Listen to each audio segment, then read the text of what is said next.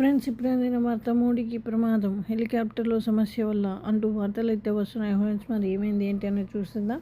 Friends, వివరాలకు వెళ్ళే ముందు దయచేసి లైక్ చేసి షేర్ చేసి సబ్స్క్రైబ్ అయితే చేసి మరిన్ని లేటెస్ట్ అప్డేట్స్ కోసం బెల్ ఐకాన్ అయితే క్లిక్ చేయండి. ఫ్రెండ్స్, ఇంకా వివరాలకు వెళ్ళిపోదాం.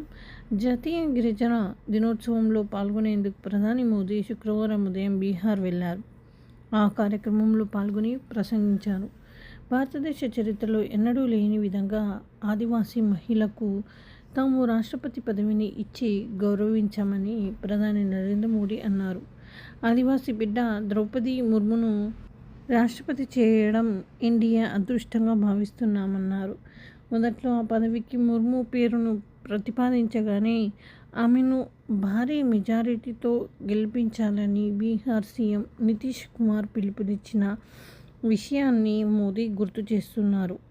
అనంతరం జార్ఖండ్లో ఎన్నికల ప్రచారం కోసం ప్రధాని మోదీ దేవగఢ్కు వెళ్లారు.